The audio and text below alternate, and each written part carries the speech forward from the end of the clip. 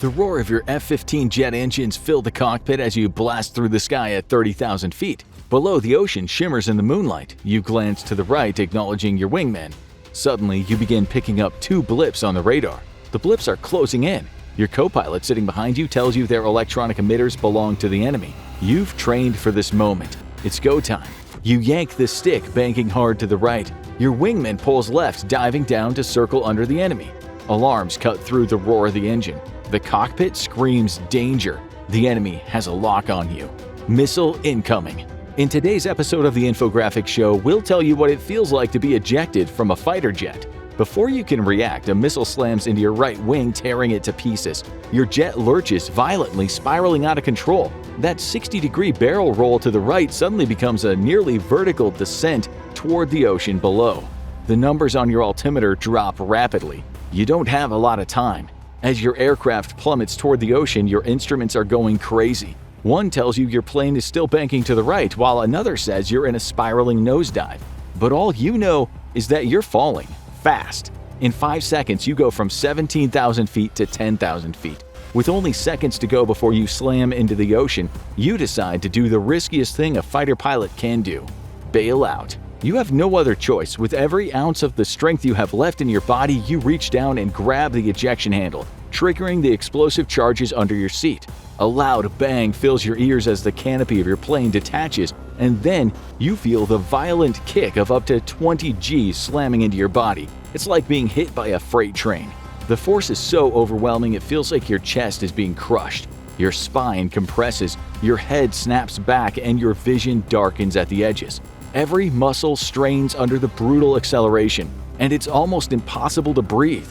In a fraction of a second, you're launched into the sky at 500 miles per hour. The air outside is unforgiving. Your face feels like it's on fire as the wind blasts your lips and skin.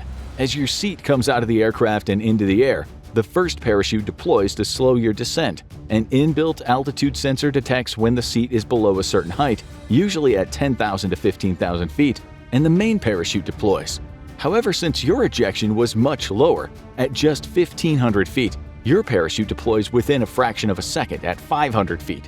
And this is not a moment too soon. Had you waited even a millisecond longer, you would still be strapped into your plane as it crashed into the ocean. But this sense of relief is quickly gone once the pain hits. The force from the wind broke every blood vessel in your face and eyeballs, and your lips are now swollen to the size of cucumbers. And that's not even the worst of it.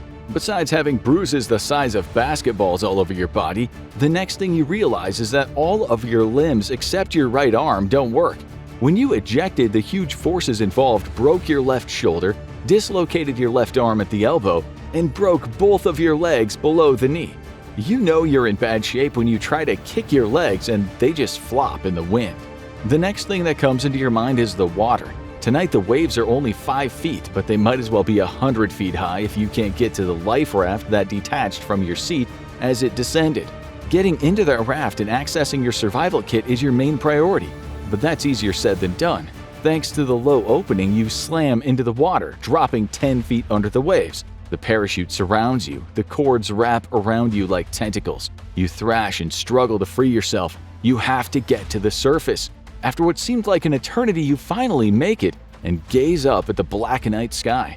Somewhere hundreds of feet below you, your destroyed aircraft plummets to the bottom of the ocean. But you don't care about that. All you can think about is your co-pilot. When you pulled the handle, it also triggered the ejection sequence for your co-pilot, and he should be out here somewhere. You call out his name. Nothing. Hypothermia will be setting in soon, and you need to get to the raft. But there's a problem. Despite your injuries, you fight against the waves. Time is running out. You start to shake uncontrollably from shock and blood loss, but you finally manage to get the upper half of your body in the raft. Once inside, you start to take stock of the situation. You can't see anything. You can feel salt water stinging in all of your open wounds, and you only have one working arm. If rescuers can find you quickly, you might make it.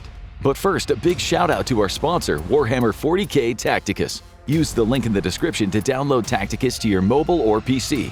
Warhammer 40K Tacticus is an action-packed tactical strategy game that brings fast-paced battlefield gameplay right into the palm of your hand. You'll get to assemble and lead over 70 legendary Warhammer champions, from 17 playable factions, each with unique abilities and strategies. This isn't just any strategy game. Tacticus lets you take control of powerful champions like the Blood Angels and Adeptus Mechanicus to fight your way through the galaxy in high-stakes battles. Since its launch, Warhammer 40k Tacticus developer Snowprint Studios has continually introduced fresh content, exciting features, and new game modes, like the upcoming Halloween event, where the sinister Gene Stealer cult joins the fray. It's the perfect time to join a passionate community of Warhammer fans and experience all the intense action firsthand. So what are you waiting for? Click the link in the description or scan the QR code on the screen to get started. New players will receive an exclusive reward bundle including 2,000 coins, 50 Blackstone, and a requisition order, but it's only available for a limited time. Download Warhammer 40k Tacticus now, and I'll see you on the battlefield. Your next move is to find your survival kit. It's attached to the raft by a 20-foot rope, but with only one working arm, you begin to slowly pull it in while holding the slack in your teeth. After a while, you finally get the kit and begin using feel to go through it. The standard pilot survival kit is chock full of everything you need to make it a few days on your own. Inside the medical kit are things like band-aids, gauze, bandages, a tourniquet, and splints. In the survival and escape portion, there are things like a blanket, fishing gear, food, water, a flashlight, sunscreen, maps, and money to help you buy your freedom. Also included is a collapsible rifle to defend yourself. Right now, your main priority is getting a drink of water to stop the shock. Your next worry is communicating after guzzling the 8-ounce cans in the kit. The emergency transponder got ripped off in the ejection and you can't find your flashlight. As you begin to panic, you notice that you still have your radio. Despite the enemy's presence in your area, you break radio silence. You begin calling for help on the open channels. It's now a race against time to see who gets to you first, your squad or the enemy. After calling out on the radio several times, you finally get a response, and it's a good one. The rescuers tell you they're en route, and you start to see a helicopter in the distance. Overhead, you hear the roar of several of your fellow pilots providing overwatch for the rescue operation. In the distance, you see the running lights of several U.S. ships as they also close in on your location. You've been in the water for 4 hours, but it's felt like a lifetime. Once security has been firmly established, a rescue helicopter begins scanning the ocean until the search beam settles on you. Within minutes, a rescue swimmer is lowered into the water. After slipping a gurney over your broken body, he secures you for the ride up to the helicopter and into the arms of several medics who begin treating your substantial injuries. You were lucky. You know the circumstances change drastically depending on where a pilot punches out.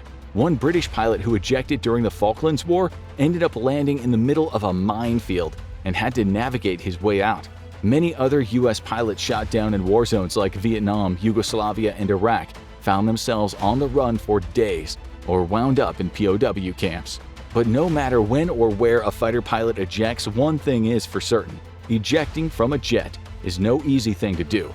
Now go check out 50 insane submarine facts that will shock you, or click this other video instead.